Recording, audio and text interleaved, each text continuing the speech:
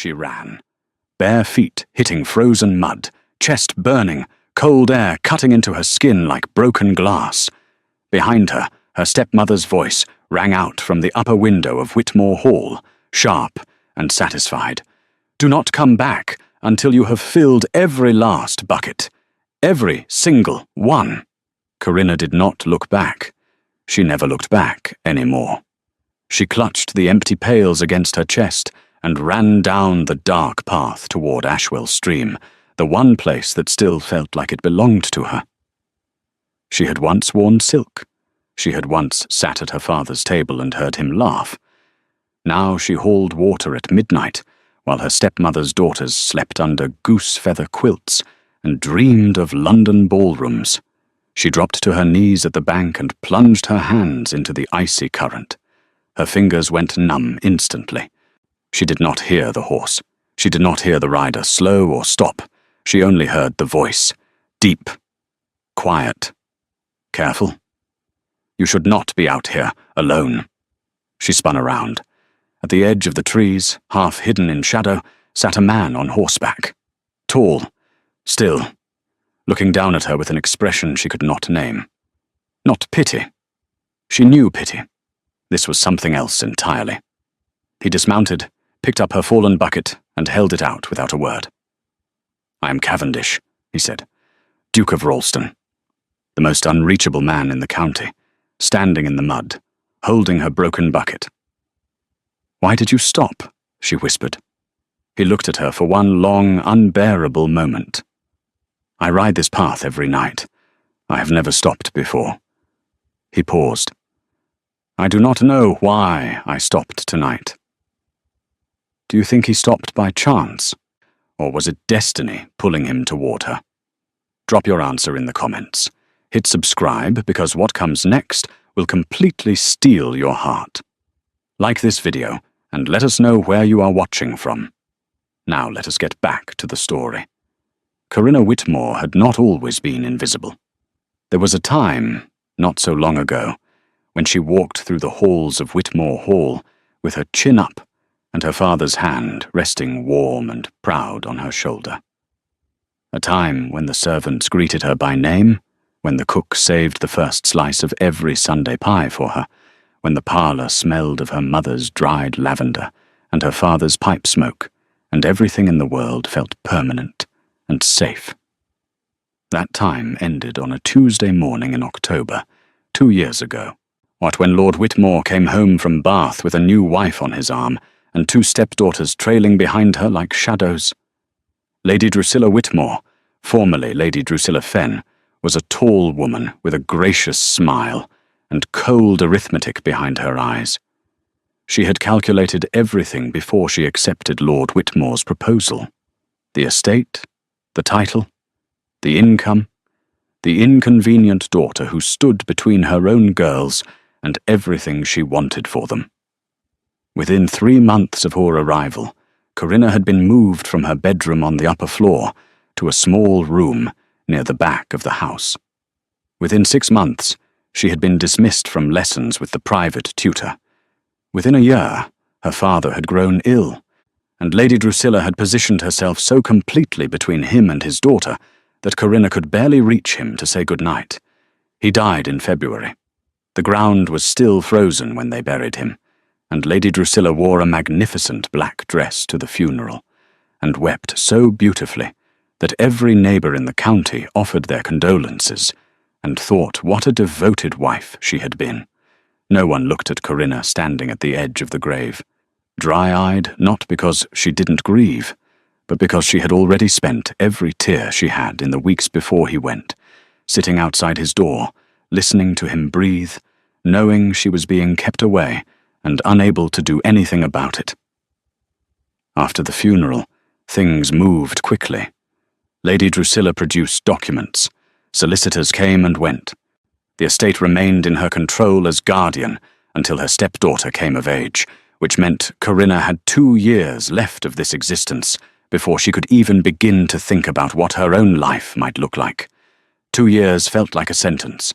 Her stepsisters, Philippa and Greta, were not cruel in the dramatic way that stories described.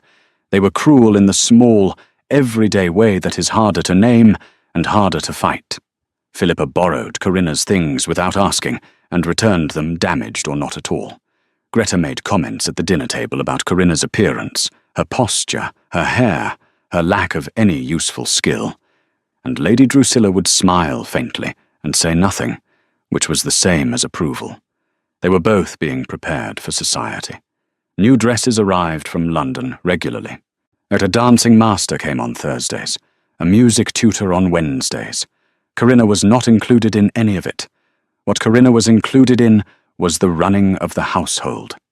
Not the pleasant parts, the laundry accounting, the kitchen inventory, the errands that took her outside in poor weather because Lady Drusilla found reasons to send her out whenever the rain was heaviest or the wind sharpest.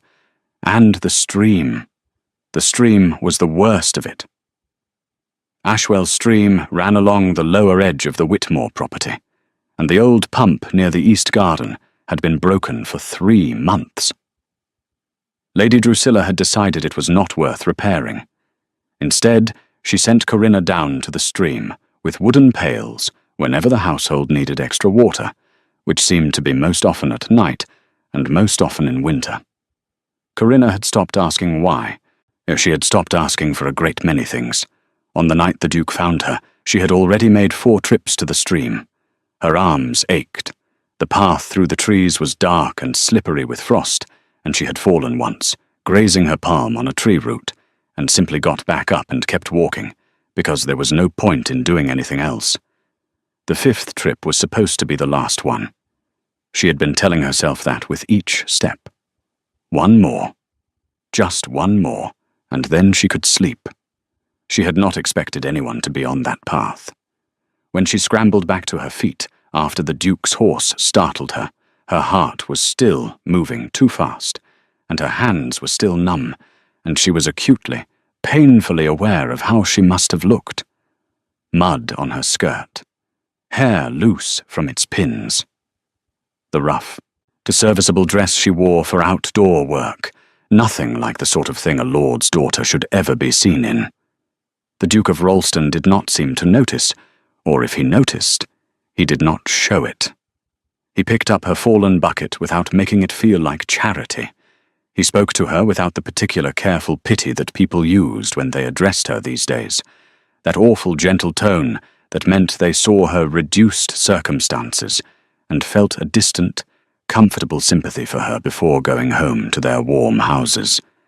He was watching her the way people watch things they do not understand, but want to. "You should not carry these alone," he said, looking at the 2 heavy pails. "The path is dangerous after dark. The bank has given way twice this winter already." "I have been walking this path for months," she said, which was true, but also slightly defensive. And she heard that in her own voice and pressed her lips together. "That does not make it safe." He said it plainly, without judgment. He picked up both pails before she could object and walked to the water's edge. She watched him crouch and fill them with the practiced ease of a man who had done practical things in his life, a man who did not consider himself above filling a bucket in a muddy stream at midnight. It surprised her. Dukes, in her limited experience, did not fill buckets. He carried the full pails up from the bank and set them beside her, and looked at her again with that same unreadable expression. "How far is the house from here?" "A 1/4 mile." He said nothing. He simply picked up both pails and began walking. Corinna stood completely still for several stunned seconds before following him. "You do not have to do that," she said to his back. "I know," he said, without turning around. They walked in silence through the trees, the Duke carrying her water, as though it were the most natural thing in the world, his horse following behind them at a loose rein with the calm patience of an animal, long accustomed to its rider's eccentricities. The moonlight moved through the bare branches overhead and made everything look silver and temporary. At the edge of the garden wall he stopped. He set the pails down beside the gate. "You should not have to do this alone," he said, and this time the words were quieter and had more weight inside them, as though he was saying something that went beyond water pails and frozen paths. Corinna looked at him. She did not know what to say. She was not accustomed to kindness delivered without explanation. "Thank you, Your Grace," she said finally. He nodded once.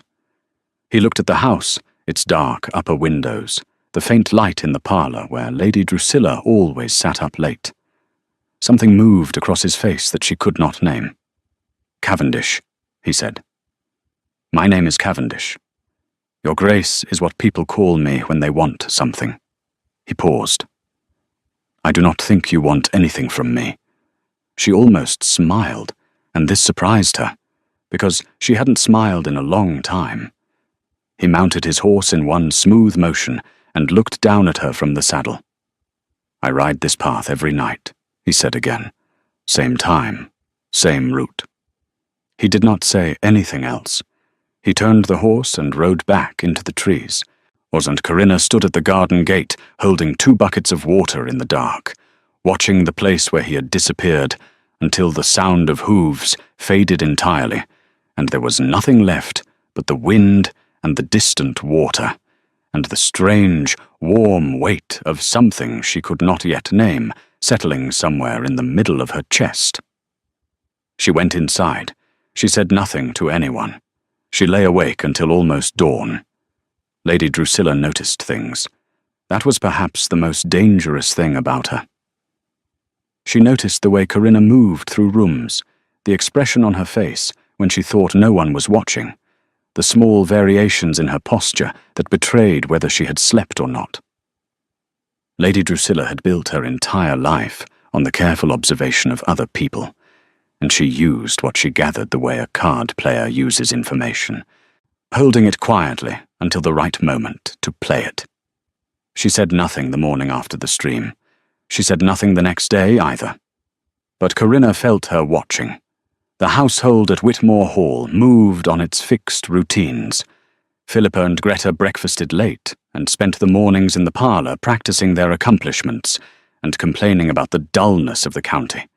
They were both handsome girls in the bright, uncomplicated way of girls who had never suffered, and they knew it, and the knowledge made them careless with other people. Philippa was 20 and considered herself very sophisticated. Greta was 18 and considered herself very underappreciated. They argued constantly, made up within the hour, and were fundamentally united on the single most important point, which was that Corinna was beneath their notice, except when she was useful. Corinna, who was 19 and considered herself very tired, found it easier to be invisible around them. But something had changed. She could feel it in her body, a new small warmth that had not been there before, like an ember in a room that has been cold for too long. She carried it carefully, the way you carry something fragile, not thinking about it directly, because thinking about it directly would have required her to name it, and naming it would have felt presumptuous. She went to the stream the following night at the same hour. She told herself it was because the pump was still broken and the household still needed water. She was at the bank, filling the first pail when she heard hooves on the path. She did not spin around this time. She finished filling the bucket. She set it aside. Then she stood up and turned, slowly, with what she hoped was perfect composure, to find the Duke of Ralston sitting on his charcoal horse at the edge of the tree line, watching her with something that looked, very slightly, like amusement. "Same time," he said. "Same route," she replied. He dismounted and walked to the bank and crouched beside her, and helped fill the second pail without asking permission and without making a ceremony of it. They worked in silence for a moment. It was not an uncomfortable silence. It was the kind of silence that happens between people who are both thinking quite loudly, but have agreed, without words, not to say everything yet. "You grew up here," he said. It was not quite a question. "I did. My father built the garden wall himself when he was a young man. But he was very proud of it. She paused. It is the only thing on the estate that does not belong to my stepmother in some way. Cavendish looked at her steadily. She has no legal claim on your inheritance. She has a legal guardianship and a team of London solicitors, Corinna said, which amounts to the same thing for now. He was quiet for a moment, and she could see him turning something over in his mind. How long until you come of age? 8 months and 12 days. His mouth moved slightly. You are counting. Every morning, she said simply. He looked at the house again. That same something crossed his face. Up close, in the moonlight, he was younger than she had initially thought, perhaps 8 or 9 years older than her, but the gravity he carried made him seem older than that. He had a scar along the left side of his jaw, a fine and old, and his eyes in certain light were the colour of dark amber, and he held himself with the careful stillness of someone who had learned that stillness was safer than movement. She had heard things about him in the past 2 years, the way you hear things in a county where information travels faster than horses, that he had gone to the continent after some trouble, the nature of which no one could agree on, that he had come back changed, that he had shut his estate, Ralston Park, against all visitors, and refused every invitation from every house in the county, that the only time he was ever seen was on horseback, alone, at odd hours, as though he could not bear to be inside walls. She wanted to ask about all of it, and knew she would not. My father knew yours, Cavendish said suddenly. She looked at him. Did he? They were at school together. I was told they were friends for a time. He picked up one of the full pails. I did not know Lord Whitmore well. I was away for most of the years when it would have mattered, but I heard of his death. I am sorry for it. No one had said that to her in months, not in any way that felt real. Thank you, she said, and her voice came out quieter than she intended. They walked back through the trees. He carried both pails again without discussion. At the garden gate, he set them down and stood for a moment in the same spot as before, looking at the dark upper windows of the house. My housekeeper, he said, is looking for a companion for her visiting niece, a young woman of some education and sense. It is a paid position, independent of any guardianship arrangement, and it would be entirely appropriate and above reproach. Corinna went very still. I am telling you, he said carefully, in case the information is useful to you. She understood what he was offering. A door. Not a rescue. He was far too careful and too proud for anything so dramatic. But a door, left quietly ajar. I will think about it, she said. He nodded. He mounted his horse. He looked down at her one more time, and there was something in his eyes that he was not saying, something that ran deeper than housekeepers and companion positions, and she felt it move through her like a current of river water, cold and clear and going somewhere. Same time tomorrow, he said. She did not answer. But she did not say no. He rode into the trees, and she stood at the gate until the sound of his horse faded. And then she picked up her buckets and went inside and climbed the stairs to her small back room and sat on the edge of her bed in the dark for a long time, thinking about amber eyes and a voice that was careful and low and did not speak to her like someone who had already decided what she was worth. She was still thinking about it when the door opened without a knock, and Lady Drusilla walked in, holding a single candle, wearing her silk dressing gown, with that particular expression on her face that meant she had been waiting. You were a long time at the stream, she said. The pails were heavy, Corinna said. Lady Drusilla looked at her for a moment. Her eyes moved slowly over Corinna's face, reading it the way she always read things, looking for the loose thread she could pull. The Duke of Ralston, she said, very quietly, or rides through this property at night, I have been told. She paused. I hope you haven't been making a fool of yourself, Corinna. Corinna met her eyes and said nothing. Lady Drusilla smiled. It was a beautiful smile with nothing warm inside it. "You are a sweet girl," she said. "But men like that do not stop for girls like you. Not in any honourable way." She let that sit in the air for a moment. "Sleep well." She took her candle and left. Corinna sat in the dark long after the footsteps faded down the hall. Her hands were clasped in her lap. Her jaw was set, and something that had been quiet and almost frightened inside her chest had gone very still and very hard and very decided. She will go to the stream tomorrow night.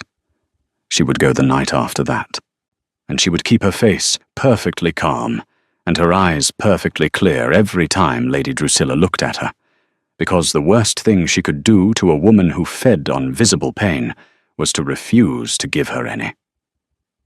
The companion position was real.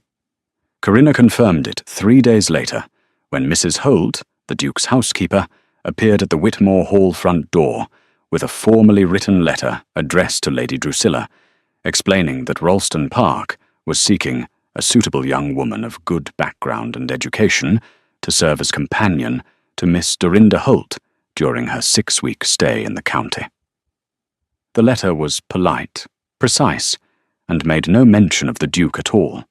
It referenced only Mrs. Holt's authority and the appropriate modest wage that would be paid directly to the companion herself. Lady Drusilla read the letter at breakfast. Philippa and Greta read it over her shoulder. Corinna sat at the far end of the table and ate her toast, and did not look up. "Well," Philippa said, "a companion position at Ralston Park, that is quite something. The Duke never receives anyone." "His housekeeper receives people," Lady Drusilla said, folding the letter carefully. "That is not the same thing." She set it beside her plate. "I shall write back and recommend Greta." Greta looked up sharply, thrilled and alarmed in equal measure. "Me? But I know nothing about being a companion." "You know how to be charming and pleasant," Lady Drusilla said. "That is what a companion does." Corinna took a slow sip of her tea. What happened next was something she had not planned, but could not entirely bring herself to regret. Mrs. Holt, it turned out, had been given very specific instructions. When Lady Drusilla's letter arrived at Ralston Park, recommending Miss Greta Whitmore, Mrs. Holt wrote back with gracious apologies, explaining that the position had already been filled, following a personal reference from a trusted source, and that Miss Corinna Whitmore had been identified as the most suitable candidate. If Lady Drusilla had objections, she was welcome to direct them to the solicitor, whose name appeared at the bottom of the letter, a London firm of considerable reputation, whose senior partner had, in fact, already confirmed that a ward's right to take appropriate paid employment could not be legally withheld by a guardian without formal cause. Lady Drusilla read this second letter alone, in her sitting room, with the door closed. No one heard what she said, but the sound of a small decorative clock being relocated with some force was audible from the hallway. She came to Corinna that evening with a face like still water over a deep cold. "You arranged this?" she said. "Mrs. Holt arranged it," Corinna said. "I simply accepted. You will embarrass this family." "I will earn a wage and cause no trouble," Corinna said. "I am sure the county will manage." Lady Drusilla looked at her for a long time with an expression that had moved past anger into something more calculating and therefore more dangerous. "You think you are very clever," she said softly. "No," Corinna said. "I think I am very tired, and I am going to Ralston Park on Monday." She went on Monday. Ralston Park was nothing like she had imagined, and exactly like she had imagined at the same time. The house was enormous, or set back from the road behind iron gates, and a long gravel drive lined with old oak trees. It had the look of a place that had once been full of life, and had gone quiet all at once, the way a room goes quiet when someone leaves it. The stonework was immaculate. The gardens were kept but formal, no wild flowers, no cheerful disorder, everything precise, and a little severe. Mrs. Holt met her at the door. She was a small, compact woman in her late 50s, with sharp eyes and a warm handshake, and she had the particular manner of someone who runs a large house so efficiently that no one ever thinks about how it gets done. She showed Corinna her room, which was on the second floor and had a window that looked over the east garden, and it was 3 times the size of her room at Whitmore Hall, and had a fireplace and actual curtains and a bed with a proper mattress. Corinna stood in the middle of it for a moment and breathed. "Miss Dorinda arrives Thursday," Mrs. Holt said from the doorway. "She is 20, she is lively, and she has already run through 2 companions this year, not from cruelty but from sheer energy. I believe you will manage her admirably." She paused. "His Grace is in residence. He does not involve himself in household matters, but you may encounter him at times. He is not unfriendly. He is simply private." "I understand," Corinna said. She encountered him that same evening. She had gone downstairs to find the library, because Mrs. Holt had told her she was welcome to use it, and she had found the right door after only 1 wrong turn. And she had opened it and walked in and stopped. Cavendish was standing at the far end of the room with a book open in one hand and a glass of something amber in the other, and he turned when she came in and went completely still. They looked at each other across the length of the library. "Miss Whitmore," he said. "Your Grace," she said, and then remembered and corrected herself. "Cavendish." Something moved through his eyes so quickly she almost missed it. "You came," he said. "You left a door open," she said. "I walked through it." He looked at her for another moment, and then closed his book and set it on the table nearby. He did not leave. He moved to the armchair by the fire and sat down and gestured at the shelves. "Take whatever you like. There is no catalogue, but the arrangement is logical enough once you understand my system."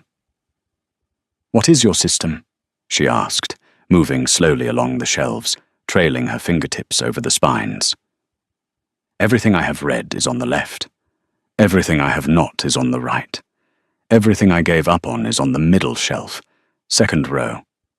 She glanced at the middle shelf. It was impressively full. "That is a great many abandoned books. I have high standards," he said. There was the faintest suggestion of dry humour in it, and very little patience for beginnings that do not earn their endings.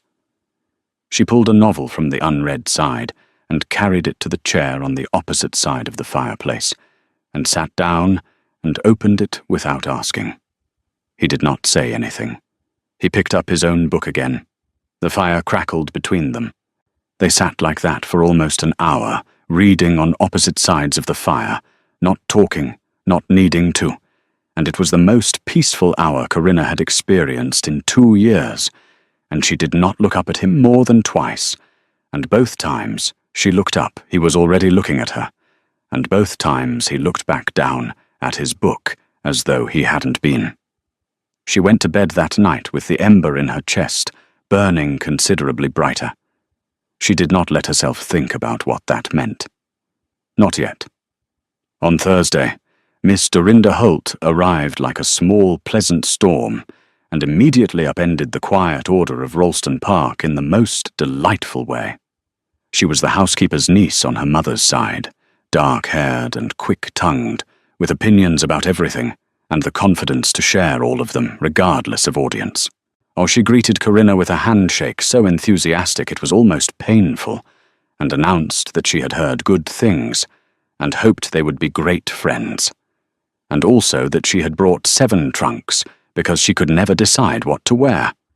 And did Corinna like to walk, because she absolutely had to walk every morning, or she became impossible. Corinna liked her immediately.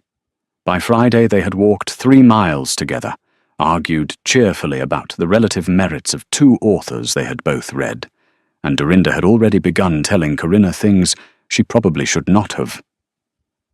"My aunt says the Duke has been different since he came back from the continent," she said, stepping over a puddle on the garden path with great precision. "She will not tell me what happened there, was only that it was difficult, and that he came home with less than he left with, though she means that in a personal sense, not a financial one, because obviously he is enormously rich. Obviously, Corinna said carefully. She also says, Dorinda continued, lowering her voice with relish, that he has not let any woman pass the front drawing room in 2 years. Not a single one. Every matchmaking mama in the county has tried, and every single one has failed. She glanced sideways at Corinna. And yet here you are in the library every evening. Corinna kept her face very composed. I am here as a companion. Your companion. You are here as my companion during the day, Dorinda said pleasantly. In the evenings I go to bed at 9 because I wake at 5, and I am not ashamed of it. What are you doing between 9 and midnight? Corinna said nothing. Dorinda smiled the smile of someone who has already drawn her conclusions and found them satisfying. She said nothing more about it, which Corinna found somehow more alarming than if she had. That evening in the library, Cavendish set his book down earlier than usual and looked at her across the fire. My housekeeper's niece, he said. What do you make of her? She is wonderful, Corinna said honestly. She is also extremely observant and completely impossible to mislead. She takes after her aunt, he said. He was quiet for a moment. I should tell you something. She waited. I did not ask Mrs. Holt to find a companion for Dorinda, he said. Dorinda does not need a companion. She has never needed a companion in her life. She manages perfectly well on her own. He paused. I asked Mrs. Holt to find a reason for you to be here that your guardian could not refuse and could not interfere with. Corinna sat very still. I am telling you that, he said, because I do not want there to be dishonesty between us. Not about the things that matter. He looked at the fire. You can leave if you wish. The wage is yours regardless, and I will ensure it is legally protected. You owe me nothing. She looked at him for a long time, at the careful set of his shoulders, the way he held his glass without drinking from it, the scar along his jaw, the steadiness of his eyes when they finally met hers. I do not want to leave, she said. The fire moved between them, warm and quiet. Good, he said. That was all. But the word carried the weight of a great many things neither of them had said yet. The county talked. Of course it did. A county like this one, full of people with comfortable houses and too much time between one social engagement and the next, could not be expected to ignore the information that the reclusive Duke of Rolleston had a young woman residing at Rolleston Park. That the young woman was the neglected stepdaughter of Lady Drusilla Whitmore, who had her own sharp reputation among those who paid attention, made it considerably more interesting. That the young woman's father had been well liked, and her circumstances since his death had been quietly pitied by anyone with eyes made it more interesting still. The talk was not entirely unkind. Some of it was simply curious. But some of it was the kind of talk that has edges, toward the sort that questions a young woman's motives and her virtue in the same breath, as though the two were always connected. Lady Drusilla heard every word of it. She made sure of that. She had cultivated her network of information across the county the same way she cultivated everything else, with patience and with purpose. She called on Mrs. Cartwell, the vicar's wife, on Tuesday morning. She called on the Fenwick sisters, both unmarried and deeply invested in local events, on Wednesday afternoon. By Thursday, she had visited 4 drawing rooms and left behind, in each one, a series of carefully placed observations about her stepdaughter's impulsive nature, her regrettable tendency toward romantic fantasy, and her own deep maternal concern for the girl's reputation.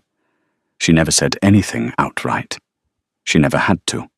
She had been doing this long enough to know that a raised eyebrow at the right moment does more damage than a direct accusation.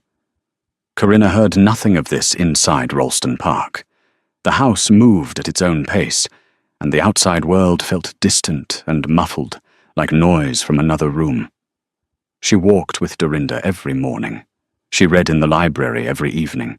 She was learning the rhythms of the house, which rooms Cavendish used, which hours he spent in his study, when he rode out and when he returned, not from any deliberate observation, but simply because she was there and he was there, and the house was not so large that two people in residence could remain entirely unaware of each other.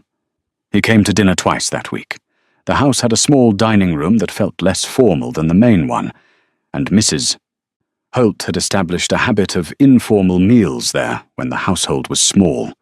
The first dinner was quiet, the three of them, Cavendish at the head, and Corinna and Dorinda on either side, and Dorinda talked enough to cover the silences comfortably, and Corinna watched Cavendish listen to his cousin's niece with the patient, faintly amused expression of a man who finds energy he does not possess in others oddly restful.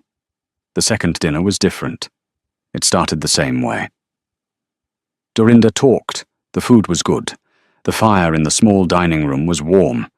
But somewhere between the soup and the main course, Dorinda developed a headache with suspicious suddenness, apologized with great sincerity, and excused herself, leaving Cavendish and Corinna alone at the table, with 2 courses still to go, and a candelabra burning between them. While Cavendish looked at the empty chair where Dorinda had been sitting. Then he looked at Corinna. "She does not have a headache," he said. "No," Corinna agreed. "She does not." He picked up his fork. "She is remarkably transparent for someone who considers herself subtle." "She considers herself effective," Corinna said, "which is different." He almost smiled. She was learning his almost smiles now, the small movements at the corner of his mouth that were as close as he usually got, and she felt a quiet satisfaction each time she caused one. They ate for a while, in comfortable silence. Then he said, without looking up from his plate, "Tell me about your father." She looked at him. He was looking at his food, but the question had weight in it. She thought about it for a moment. What to say about a man she had loved completely and lost too soon, and grieved in a house full of people who would not let her grieve properly. He was kind, she said. Not in the easy, effortless way some people are. He had to work at it. He was naturally impatient, and he had a temper when he was young. He told me that himself. But he chose every day to be gentle, to think before he spoke, to ask how people were, and actually listen to the answer. She paused. He used to sit with me in the garden after supper and name the stars. He knew all of them. Or he pretended convincingly enough that I believed him until I was 12. Cavendish had stopped eating. He was watching her. "He sounds like a good man," he said quietly. "He was," she said. "He made one terrible mistake at the end of his life, and I have spent 2 years living inside that mistake. But he was a good man." Cavendish was quiet for a moment. "The mistake of remarrying?" "He was lonely," she said. And she said it without bitterness, because she had worked very hard to get to the place where she could say it without bitterness. "My mother has been gone for 4 years. He was lonely and she was very convincing, and he wanted to believe she was what she appeared to be. That is not a crime. That is just being human. You are very generous to him. He was my father." She met his eyes. "It costs me nothing to be generous to someone I love." Cavendish held her gaze for a moment, too long. Then he looked down at the table, and something shifted in his face, something that looked almost like pain. "I was not generous to my father," he said. "I was away when I should not have been.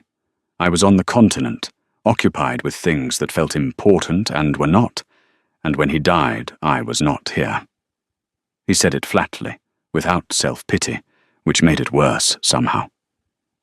"I came back to a house full of his things and a title I had not earned, and a county full of people who had watched him die and wondered where his son was." She understood now. Not all of it. But enough. The riding at night, the closed gates, the refusal of every invitation.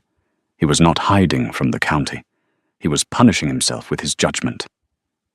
"He knew where you were," she said carefully. "Did he ask you to come home?" Cavendish paused. "No." "Then he did not need you to be here," she said. "He needed you to be living. People who love you want you to be living." He looked at her, and this time the thing in his face was not pain. It was something more open than pain, more vulnerable, the expression of someone who has been carrying something very heavy for a very long time, and has just felt someone else's hand on the weight. He did not speak for a moment. Then, quietly, "You are not what I expected, Miss Whitmore." "Corinna," she said, the same way he had corrected her once. He looked at her for one long, unguarded moment. "Corinna," he said. Her name in his voice was a different thing entirely, softer, more deliberate, as though he had turned it over carefully before releasing it. She picked up her wine glass and looked at the candle flame through it so that she had somewhere to look that was not his face. Her heart was doing something irregular, and she needed it to stop. What she did not know, sitting at that table in the warm light of the small dining room, was that Lord Fenwick had been to call at Whitmore Hall that same afternoon, and that Lady Drusilla had received him with great warmth, and that during the conversation she had mentioned, as if in passing, that she feared the Duke of Rollston was taking advantage of her stepdaughter's vulnerability. She had said it softly, regretfully.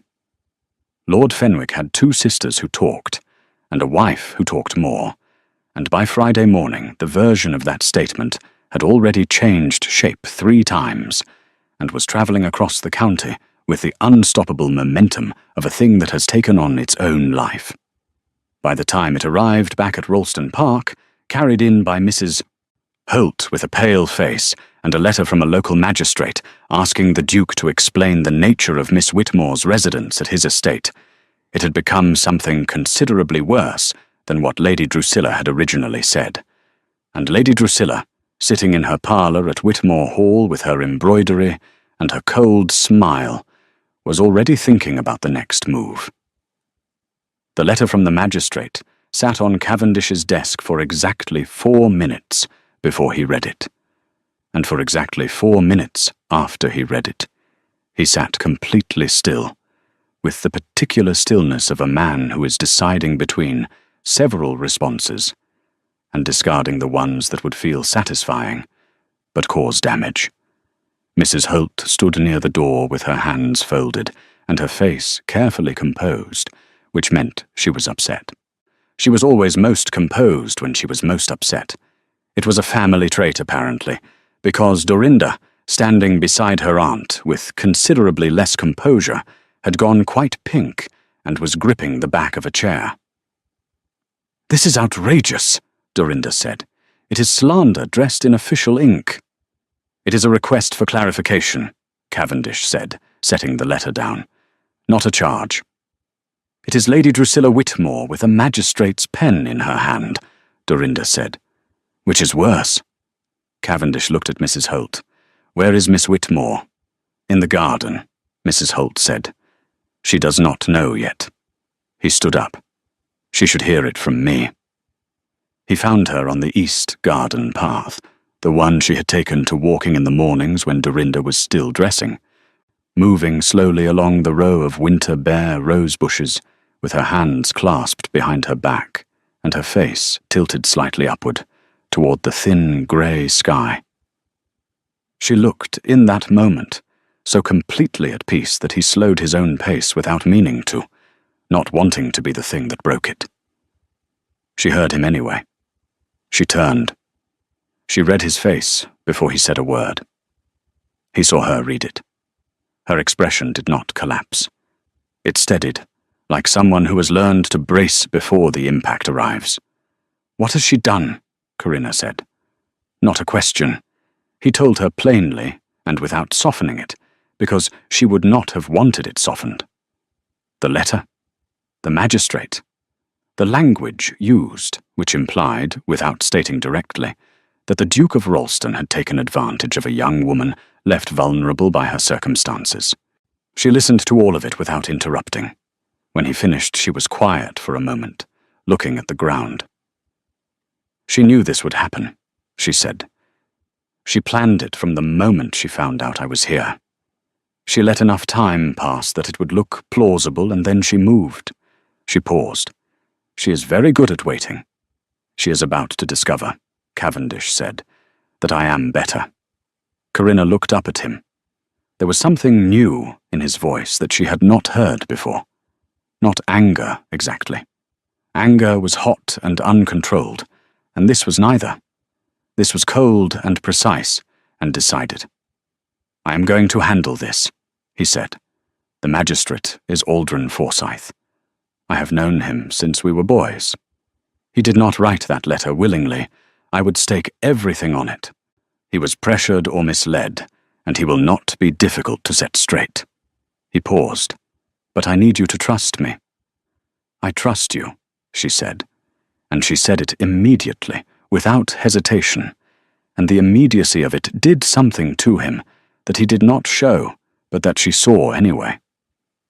There is also the matter of your reputation, he said carefully. The story has already travelled. Correcting the magistrate will not uncorrect what people have heard. I know, she said. I have an idea about that, he said. But it requires your consent, and I will not proceed without it. She waited. He looked at her with that careful steadiness that she had come to understand, meant he was about to say something that mattered very much to him, but that he would say quietly, because he had never learned to say important things any other way. I would like to call on you formally, he said. With proper intention, declared. I would like to speak to whatever legal representative oversees your father's estate, not your stepmother, and I would like to do it before the week is out. The air between them went very still. Cavendish, she said softly. I am not saying this because of the letter, he said quickly. I want that to be entirely clear. I'm saying this because I have wanted to say it since the second night you came to the stream and gave me a perfectly reasonable answer when I expected you to be frightened or pathetic, and you were neither. He stopped. Something in his jaw tightened. I am saying it now because the situation forces the timing. But the intention has been there longer than the situation. Corinna looked at him, at the garden around them, in the winter sky, at the man standing in front of her who had filled her water buckets in the mud and left a door open and listened to her talk about her father and said her name as though it were something he wanted to keep. Yes, she said. He exhaled, just slightly. Yes to the formal call, he said. Yes to all of it, she said. The formal call, the representative, the proper intention. She looked at him steadily. I am not frightened, and I am not pathetic. You said so yourself. The almost smile arrived. This time it went slightly further than usual. Not quite a full smile, but close enough that she felt it like warmth. He rode to the magistrate that afternoon. He was back before supper. He said very little about the conversation, but only that Aldrin Forsyth had been deeply uncomfortable about the letter and deeply relieved to be given a factual account of Miss Whitmore's residence, including a written statement from Mrs. Holt, a copy of the formal companion arrangement with its attached legal protections, and a rather pointed observation from the Duke about who had brought the matter to the magistrate's attention, and why. The letter of clarification from Aldrin Forsyth's office reached Lady Drusilla 2 days later. It stated, in formal and rather chilly language, that the matter had been investigated and found to contain no cause for concern. Dorinda, who had appointed herself the household's official information gatherer, reported that Lady Drusilla had been seen in her carriage the following morning, driving toward the Fenwick house, which meant she was already working on her next approach. She will not stop, Corinna said that evening in the library, not with despair, but with the flat, clear accuracy of someone who has lived with a particular threat long enough to understand its patterns. No, Cavendish agreed. She will not. He was standing near the window rather than sitting, and he had the look of a man who had been thinking hard about something all day. She has approximately 8 months before your guardianship ends. In that time, she will try to damage your reputation sufficiently that any formal arrangement between us becomes socially untenable, which means she will try to damage mine as well. She will use the continent, Corinna said carefully. Whatever happened there, she will find a version of it that suits her purpose. He turned from the window and looked at her. Yes, he said. She will. She waited. She did not push. She had learned his silences. I was engaged, he said, on the continent, to a woman I met in Florence. She was Italian, the daughter of a minor nobleman, and she was extraordinary. He said it simply, as a fact, without the particular wince that comes from recent pain. She died. Fever. Very sudden. 3 weeks before the wedding. I stayed in Florence for almost a year, because I didn't know how to leave and come back to a life that had been arranged around a future that no longer existed. Corinna was quiet. That is the story, he said. There is no scandal in it. But Lady Drusilla does not need a scandal. She only needs a mystery, or she will imply things and let people's imaginations complete the picture. Then we do not let her have the mystery, Corinna said. We remove it. You tell people the truth, plainly, before she can tell them her version. He looked at her. I hate telling people things, he said. I know, she said. Do it anyway. He was quiet for a long moment. Then he said, Lord Fenwick is hosting a small dinner next Friday. He has invited me 4 times this season, and I have refused every time. If I accept this time, and bring Mrs. Holt as chaperone, and conduct myself in a manner that gives the county absolutely nothing to speculate about, it removes half of Lady Drusilla's ammunition. And the other half? Corinna asked. The other half, he said, but I will handle it. She would find out later that the other half involved a very early morning visit to a London solicitor, a review of Lord Whitmore's original estate documents, and the discovery of a procedural irregularity in the guardianship arrangement that Lady Drusilla's own London lawyers had somehow overlooked, or had perhaps chosen not to mention to their client. But that was later. On that evening in the library, what happened was simpler. He crossed the room and sat in the chair across from her. He did not pick up his book. He looked at her directly. Are you afraid? He asked. Of her? Corinna considered it honestly. No, I was afraid of her for a long time. I think I stopped being afraid somewhere around the 3rd night at the stream. She paused. I am more afraid of hoping for things and having them taken away. Or that is a different kind of fear. Yes, he said. I know that one. They looked at each other across the firelight. I am choosing, he said quietly, to hope anyway. So am I, she said. The Fenwick dinner was on a Friday, and the county came prepared to watch. This was the first time in 2 years that the Duke of Ralston had accepted any social invitation.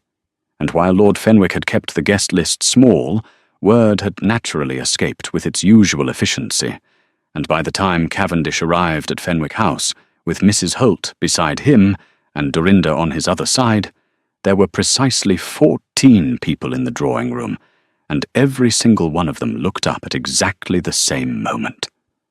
Corinna was not there. They had discussed it, and agreed that her presence at a social event alongside Cavendish, or before the formal call had been made and acknowledged, would give Lady Drusilla exactly the kind of visible evidence she needed to construct another story. So Corinna stayed at Ralston Park with a book and a fire, and the strange sensation of being the centre of something she could not currently see. At Fenwick House, Cavendish did what he had told Corinna he would do. He told the truth. Not dramatically, not with speeches or declarations. He did it in the quiet, deliberate way that was natural to him, in conversation after conversation over the course of the evening, correcting assumptions gently and precisely wherever they surfaced, offering the facts about Florence and his fiancée, and his return without embellishment or self-pity, and watching the change in people's faces as a manufactured mystery was replaced by a real and understandable story.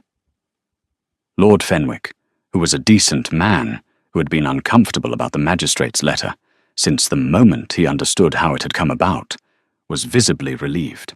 His wife, who had sharper instincts than her husband and had already begun to revise her opinion of Lady Drusilla, drew Cavendish aside after supper and said, with the directness of a woman who had lived long enough to dispense with indirectness, that she had heard very good things about Miss Whitmore, and that she hoped the situation would resolve itself satisfactorily.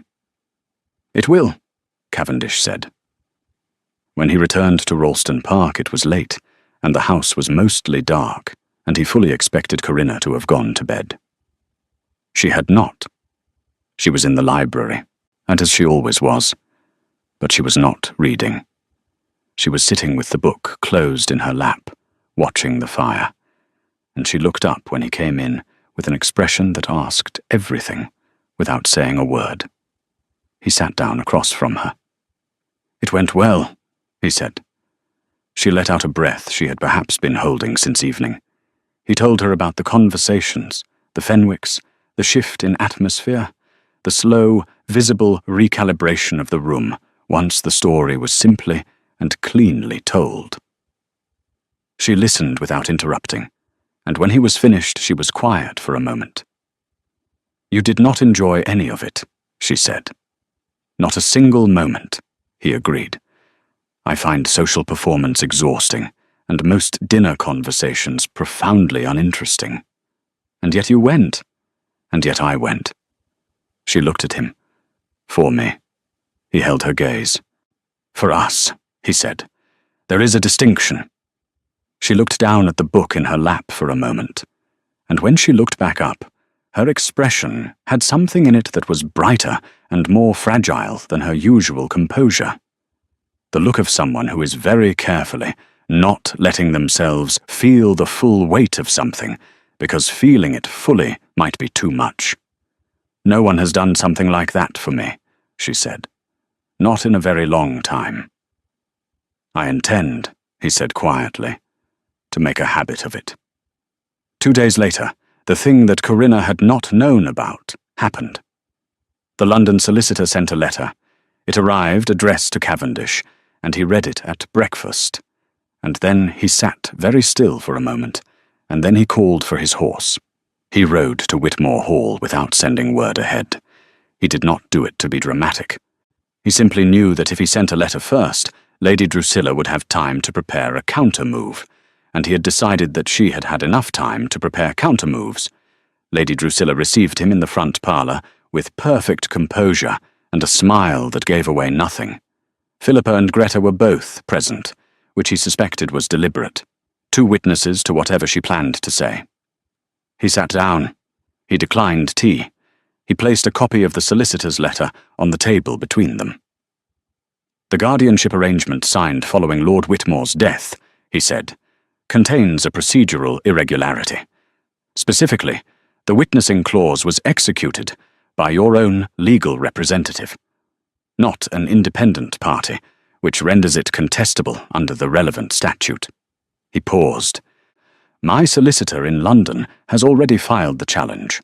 A hearing has been set for 6 weeks from now." Lady Drusilla looked at the letter. Her expression did not change.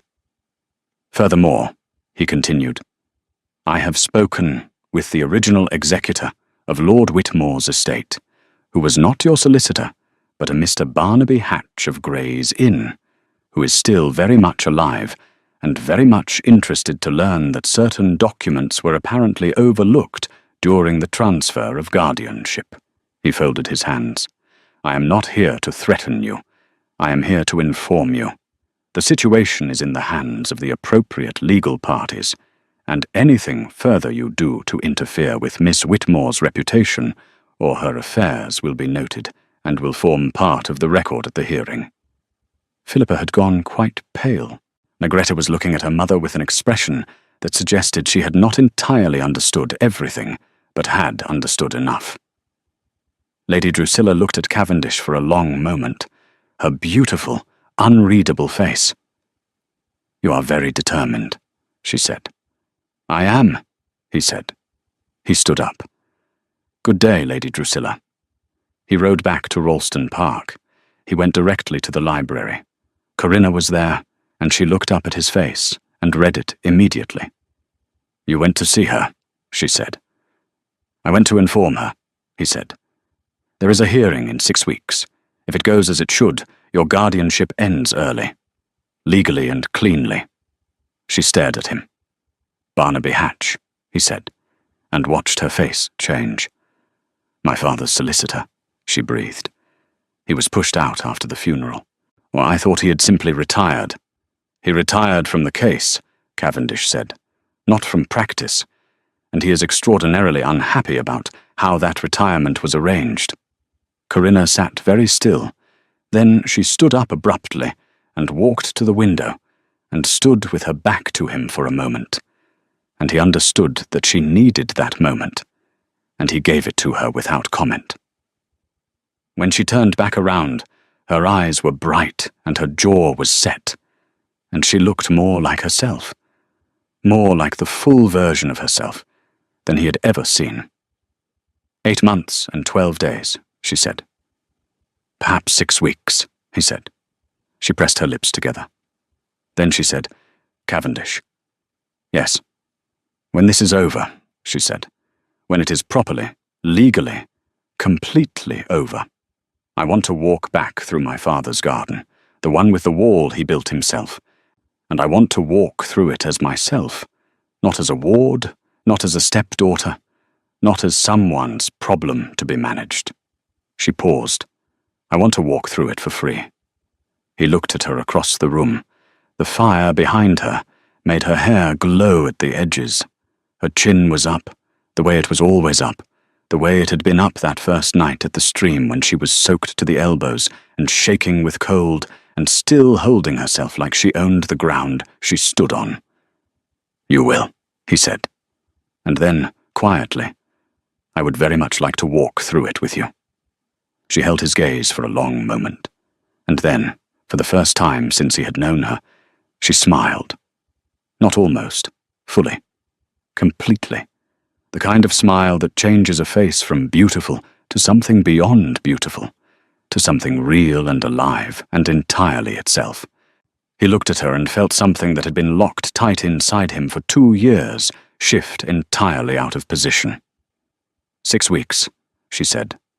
6 weeks, he agreed. Neither of them looked away.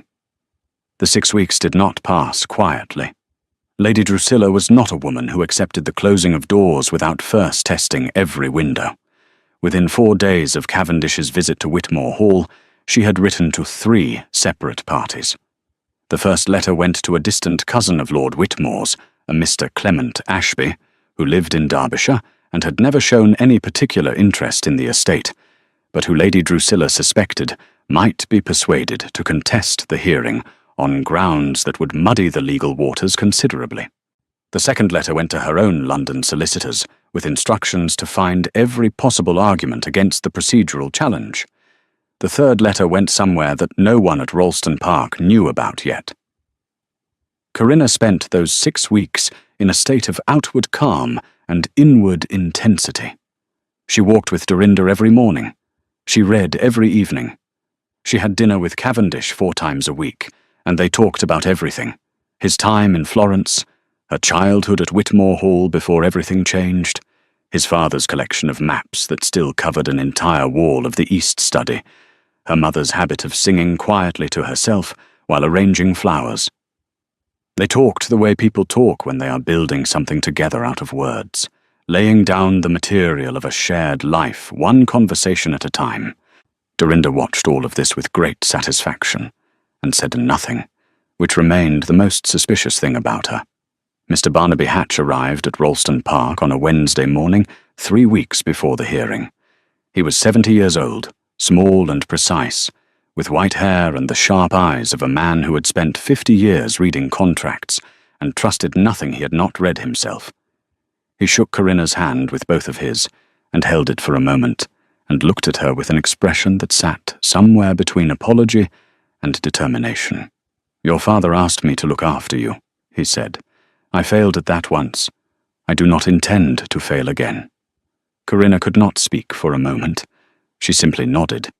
Hatch spread his documents across the dining room table and walked Cavendish and his own solicitor, a younger man named Mr. Everley, through everything he had found. The irregularity in the witnessing clause was only the beginning. There were 3 additional anomalies in the guardianship paperwork, 2 of which appeared to have been introduced after the original documents were drafted, a fact that Hatch demonstrated with careful reference to the original ink and the handwriting variations that a careful eye could not miss. "This," Hatch said, placing his finger on a specific clause, "was not in the document I reviewed before Lord Whitmore's death. This was added afterward. And this signature here is not the signature of the independent witness named. I have that witness's actual signature on file from a separate document executed the same year. They do not match." The room was quiet. "Forgery," Mr. Everley said. "A careful one," Hatch said. "What? But yes." Cavendish looked at the document for a long moment. Then he looked at Corinna. She was sitting very straight with her hands flat on the table and her face entirely composed, and he knew her well enough by now to know that the composure was the container, not the content. "This changes the nature of the hearing," Mr. Everley said. "This is no longer simply a procedural challenge. This is a criminal matter." "Yes," Hatch said. "It is." The room absorbed this. "How quickly can you file the amended complaint?" Cavendish asked. "By Friday," Mr. Everley said. "File it Thursday," Cavendish said. He was filed Thursday. By Saturday morning, our constable had delivered a formal notice to Whitmore Hall, informing Lady Drusilla that the hearing had been expanded in scope and that she was required to attend in person and to produce the original guardianship documents for examination. Philippa came to Ralston Park that same afternoon. No one had expected this. The door was answered by a footman, and Philippa Whitmore was shown into the front drawing room, and Corinna was fetched, and she walked into the drawing room and found her stepsister standing in the middle of it, looking nothing like herself. Philippa was always polished and confident in the careless way of a girl who has never lacked for anything. Today she looked young and frightened, and considerably less certain. "I did not know," Philippa said, before Corinna could say anything. "About the documents. About what she did to your father's papers. I knew she was hard on you, and I didn't stop it, and that is its own thing, and I am not asking you to forgive me for it today." She stopped, swallowed. "But I didn't know about the forgery. I want you to know that." Corinna looked at her stepsister, at the genuine fear in her face, at the girl underneath the carelessness who had grown up under the influence of a calculating mother and had absorbed her habits without perhaps fully understanding their depths. "Where is Greta?" Corinna asked. "At home. She is very upset." Philippa pressed her hands together. "What is going to happen to us? If Mother is charged, if there is a criminal case, what happens to Greta and me?" Corinna was quiet for a moment. "You are not responsible for what your mother did," she said. "The law will focus on her, not on you. But our name, our prospects." "That," Corinna said carefully, "I cannot fix it, but I will not add to it. Whatever I say at the hearing, I will speak only to what directly concerns my father's estate. I will not make your situation worse than it already is." Philippa looked at her for a long moment with an expression that was genuinely new, not the casual contempt of the past 2 years. Something quieter and more complicated. "You are much better than we deserved," she said. "Yes," Corinna said, not unkindly. "I am." Philippa left. Corinna stood in the drawing room alone for a moment, and then Cavendish appeared in the doorway, because he had been nearby without making it obvious, as he had a habit of doing when she was dealing with difficult things. "Are you all right?" he asked. "I am," she said. She turned to look at him. I have been all right for a while now. I keep noticing that." He crossed the room and stood in front of her, and looked at her with the full, unguarded openness that he only showed in private, in the moments when he had stopped managing his own expression. "I have something to say to you," he said. She waited. "I know the timing is still complicated," he said. "The hearing is 3 weeks away, and everything is still in motion. I know that the correct and sensible thing would be to wait until it is all resolved, and the ground is completely stable before I say anything further." He paused. "I have never been very good at being correct and sensible." She almost laughed. It was the last thing she had expected him to say. "I love you," he said. Simply, directly, with the same quiet precision he brought to everything that mattered. I do not say that lightly, and I do not say it as a consequence of circumstances. I say it because I have known it for some time, and I decided, after a great deal of internal argument, that you deserved to hear it before everything else was resolved, not after. Because you should know that what I want has nothing to do with legal hearings or guardianship arrangements. It has to do with you, exactly as you are." Corinna looked at him for a long moment. "I love you too," she said, just as simply, just as directly. "I have been trying not to for quite a while, and I was never very successful at it." He reached out and took her hand. Just that. Just her hand in his, warm and steady and completely certain. Or they stood like that in the quiet drawing room, while the winter light moved through the windows, and the house settled around them, and everything that had been tilting for 2 years came gently, finally, upright. The hearing was held on a Tuesday in March, when the first suggestion of spring was beginning to show in the hedgerows, the small tentative green of things that have survived winter and are cautiously beginning to believe in warmth again. The proceedings took place in the County Magistrates' Hall, a solid stone building in the market town 4 miles from Ralston Park. Aldrin Forsyth presided, visibly relieved to be on the right side of the matter this time. Mr.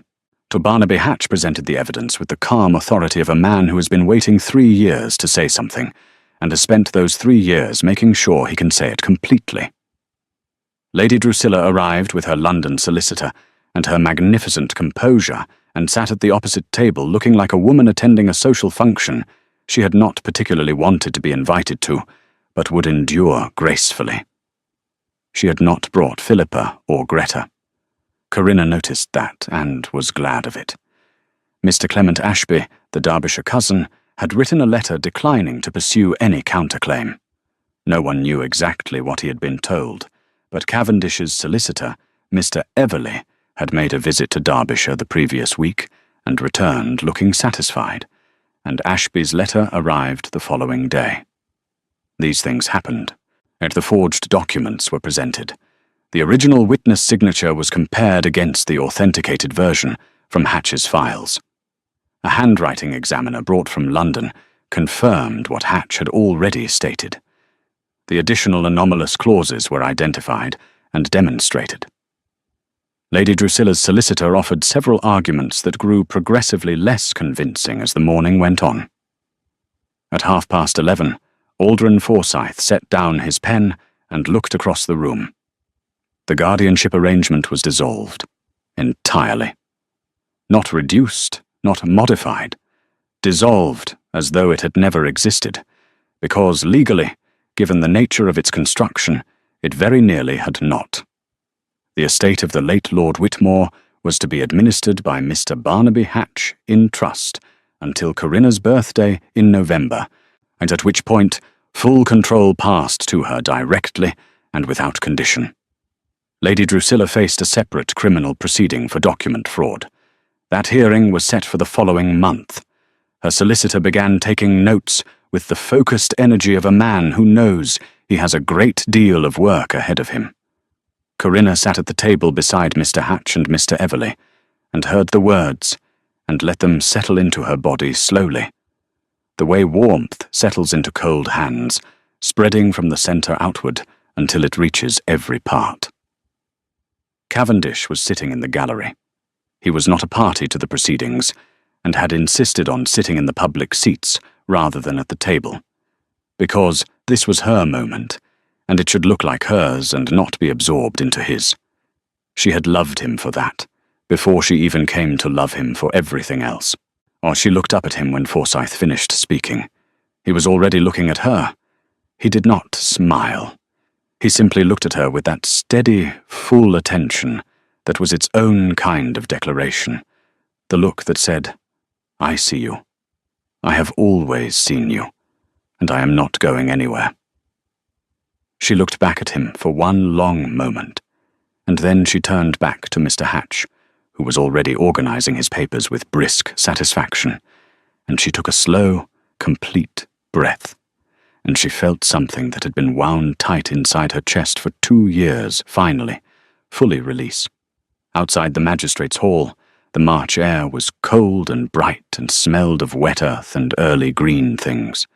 Dorinda was waiting on the steps with her coat buttoned wrong and her face expectant, and when Corinna came through the doors, Dorinda said nothing at all.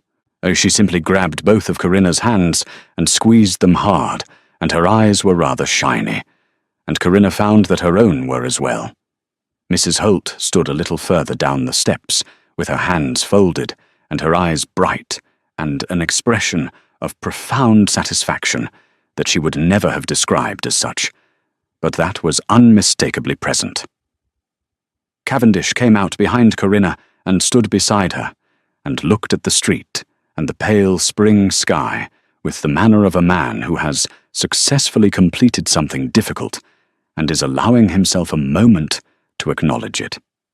"Whitmore Hall," Corinna said. He looked at her. "I want to go now," she said. "Today. I want to walk through my father's garden today, while I still feel like this, before the feeling settles and becomes ordinary." She looked at him. "Or will you come with me?" "Yes," he said, without a moment's consideration. They rode to Whitmore Hall in the early afternoon. Corinna did not go to the front door. She took the path around the side of the house to the garden gate, the gate in the wall her father had built with his own hands as a young man. She put her hand on the latch. She paused. Cavendish stood beside her, close enough that she could feel the warmth of him against the cold air. She opened the gate. The garden inside was winter bare, but not dead. The rose bushes were thorned and dormant, waiting. The old apple tree at the far end had the first swelling of buds along its branches. The stone path her father had laid was still level and clean, and the wall around it was solid and unchanged, and exactly as she remembered it. The particular grey of the local stone, of the slightly uneven course of the upper layer where he had run out of his best mason's patience and simply finished it himself. She walked in. She walked to the centre of the garden and stopped and looked at everything around her. At the wall, at the tree. The sky above it, very blue today, very wide. She thought about her father. Not the grief version, not the loss, but the man himself, his laughter, his imperfect patience, his habit of naming stars with great confidence and questionable accuracy, the way he looked at her when he was proud of her, like she was something he could not quite believe he had made. She pressed her fingers to her eyes for a moment, and breathed. Then she felt Cavendish's hand at her back, not grasping, not pulling her anywhere, just there, steady and warm and certain. She lowered her hands. She straightened. She turned to look at him, and he was watching her with that look she had come to know as his most honest one, open and unguarded, and completely present. "He would have liked you," she said. He would have found you very serious and slightly intimidating, and then within an hour he would have decided you were all right, because you would have listened to him talk about the garden, and you would not have pretended to know things you didn't know. Cavendish looked at her quietly. I would have tried very hard to deserve that. She stepped closer to him. He did not move back. He never moved back from her. What happens now? She asked. Whatever you want to happen, he said. That is not an answer. It is the only answer I have, he said. You have spent 2 years having your choices made for you, and I am not going to be the next person who does that. He looked at her steadily. Tell me what you want, Corinna. I will tell you whether I can give it to you, and I suspect that most of it I can. She looked at him for a long moment, at the man who had stopped on a dark path when he had no reason to, who had carried her water and left a door open and told her the truth and gone to a dinner party he hated and found a solicitor who remembered her father, who had said, I love you, before it was easy or safe to say it, because she deserved to know before the ground was settled. I want to stay, she said. Not at Whitmore Hall. I will deal with Whitmore Hall, and I will manage it properly, and I will make something good of it eventually. But that is not where I want to stay. She held his gaze. I want Ralston Park. I want the library and the fire and the east garden and the path through the trees and the stream at the bottom of the hill. She paused. I want you. Something in his face opened all the way. Corinna, he said. I know, she said. Proper engagements, formal calls, the correct order of things. Yes, he said. All of that. And then he reached up and very carefully tucked a loose strand of her hair back from her face with the back of one finger, the most gentle possible touch, and his voice when he spoke again was lower and warmer than she had ever heard it. But the answer, in the meantime, is yes, to all of it, to everything you just said. She exhaled. Around them the garden was quiet. The old apple tree moved slightly in the March wind, its new buds trembling. The wall her father had built stood solid and grey and permanent. The sky above was enormous and clear. Corinna Whitmore, daughter of the late Lord Whitmore, former water carrier, former invisible girl, stood in her father's garden in the first light of a new season, and felt, for the first time in a very long time, that the future was not something to be survived. It was something to be walked into. Together. 3 months later, on a warm June morning, with the roses finally in bloom along the garden wall, Mr. Barnaby Hatch served as witness to a modest and entirely proper engagement announcement between Miss Corinna Whitmore and His Grace the Duke of Ralston. Dorinda cried noisily and denied it afterward. Mrs. Holt served an exceptional breakfast and accepted compliments on it with dignified pleasure. Philippa and Greta were not present. They had moved with their mother to a smaller house in a neighbouring county, while the criminal proceedings continued. Philippa had written once, a short letter that was mostly apology, and a little bit of hope. Corinna had written back. Not warmly, but honestly. It was a beginning of a kind, and beginnings were something she had learned not to dismiss. Lady Drusilla's case was settled the following autumn. The details were not discussed in drawing rooms, but the outcome meant that she would not be returning to Whitmore Hall or to any position of influence over anyone else's affairs for a considerable time. Whitmore Hall itself was restored. Not immediately, and not without considerable work, but Corinna approached it the way she approached most things, steadily and with purpose, rehiring staff who had been let go, repairing what had been neglected, planting new things in the garden alongside the old. She kept the pump broken for exactly 1 week after she took possession, walking down to Ashwell Stream every evening at the same hour, filling her own buckets, remembering the cold and the dark and the sound of hooves on a frozen path and the voice that had said, You should not be out here alone. Then she had the pump fixed. The stream was still there. It always would be. And on certain evenings, when the light was right and the air had that particular October bite that took her back, she and Cavendish rode down the path through the trees together and stood at the bank and listened to the water and said nothing at all, because nothing needed to be said about a place that had already said everything that mattered. He had stopped there once, and on a dark night, for no reason he could name.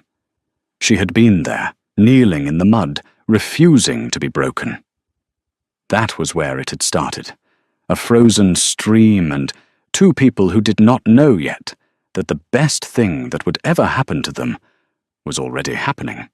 And it turned out, as the best things often do, that it had been worth every cold and difficult step to get there.